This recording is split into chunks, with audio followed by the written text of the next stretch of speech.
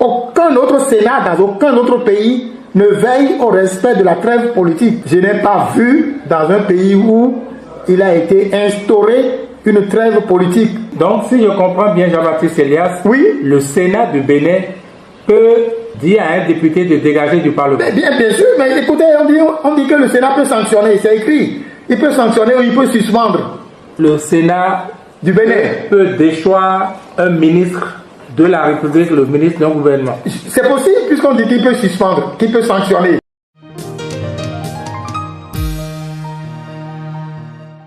Les articles 113, 1, il a dit le Sénat. Les membres du Sénat sont appelés sénateurs.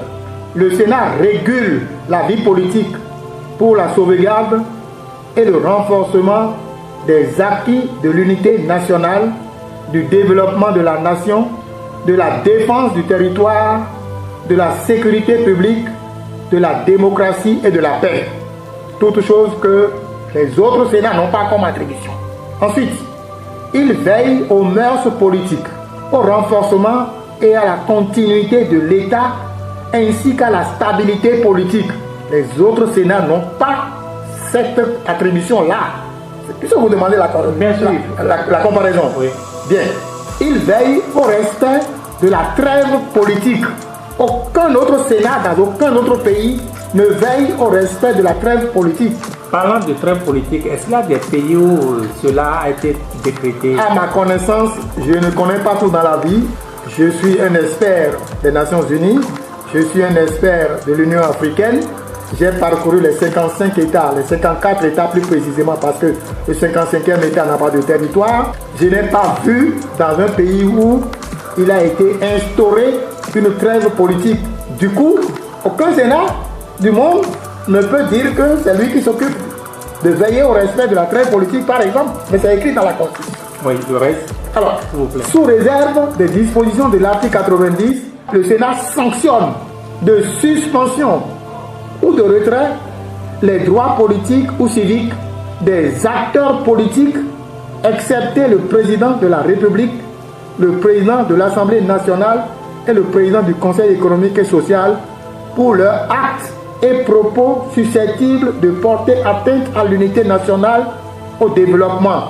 Aucun Sénat ailleurs n'a le droit de sanctionner tout ce qu'on vient de dire ici. Donc, si je comprends bien Jean-Baptiste Elias, oui, le Sénat du Bénin peut dire à un député de dégager du Parlement. Bien sûr, mais écoutez, on dit que le Sénat peut sanctionner, c'est écrit.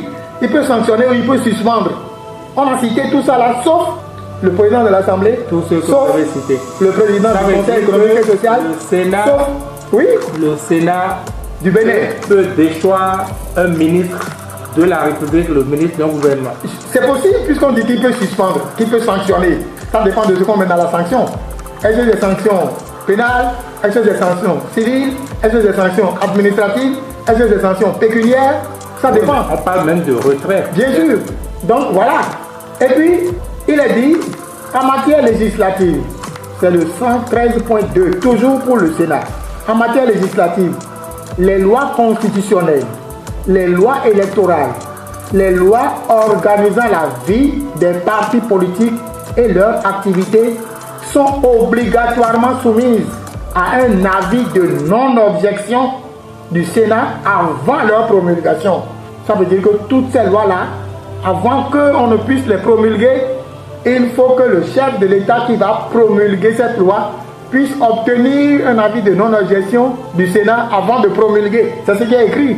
Aucun autre Sénat ailleurs n'a ces prérogatives-là. Qu'on me donne ça, je suis prêt à apprendre. On apprend à tout âge. Mais ce que moi je connais dans tous les pays, je vous ai dit tout à l'heure, sur 190 pays au monde où j'ai essayé de scruter le Sénat, il n'y a que 80 qui ont le Sénat. Les autres n'en ont pas. Et pour la petite histoire, puisque vous me parlez de ça, moi je suis dans la gouvernance et la lutte contre la corruption. Les 5 pays premiers moins corrompus du monde, ils n'ont pas de Sénat. Aucun des 5 n'a de Sénat. Vous voulez qu'on les cite? On va les citer si vous le voulez. Allez-y. Ensuite, les 5 premiers pays les moins corrompus de l'Afrique, il n'y a qu'un seul qui a Sénat. Les autres n'en ont pas. On va les citer aussi si vous le voulez. Non, restons, pour que les auditeurs nous suivent bien, restons Oui, toujours dans les attributions. dans les attributions prévues par la Constitution. Très bien. Ensuite, la décision d'objection du Sénat est votée à la majorité qualifiée des 2/3 des membres le composant. Le Sénat peut solliciter dans les mêmes conditions que le président de la République une seconde lecture, une seconde délibération de toute loi votée par l'Assemblée nationale, excepté les lois des finances et le règlement, ainsi que les lois programmes. Le 113.3. Le Sénat est composé de, on a donné la composition tout à l'heure. Très bien. Ensuite, le 113.4. Nul ne peut siéger au Sénat au-delà de 85 ans d'âge. Mais on a fait des exceptions après pour le premier Sénat. Ouais. Le 113.5. Le Sénat est dirigé par un président assisté d'un vice-président et d'un rapporteur. Le président, le vice-président et le rapporteur constituent le bureau et sont élus pour 5 ans, renouvelables, dans des conditions fixées au règlement intérieur. Ce règlement intérieur, on ne l'a pas encore. N'existe pas dans ce règlement intérieur, n'existe pas encore. Mais par rapport au bureau du Sénat, oui. Est-ce que ça pose un problème que le Sénat soit dirigé juste par 3 personnalités? Non, ça ne pose pas de problème. Ça ressemble à bien des Sénats ailleurs. Oui, ça ne pose pas de problème. D'accord. Mais ce qui va arriver tout à l'heure, c'est qu'on a déjà dit qui peut être président, qui peut être vice-président. Les 25 là, quelqu'un ne peut pas se lever pour dire je veux être candidat à la présidence. C'est bien mis. Qui peut être président dans le... Oui, et dites-nous qui peut être président. Ah, vous n'avez pas... Attendez, on a bien dit que le président élu, les constitutions sont élus pour 5 ans renouvelables dans les conditions fixées par la loi. Et on dit le président et le vice-président sont élus parmi les membres de droit. C'est clair. C'est l'article 113.5. Donc parmi les 16 qui sont de droit oui, au Sénat. C'est tout. Les 9 nouveaux venus là n'ont pas le droit de se présenter pour avoir un quelconque poste. Il n'y a pas d'autres critères en dehors de ça. Non, pour l'instant, c'est ça. Le 113.6.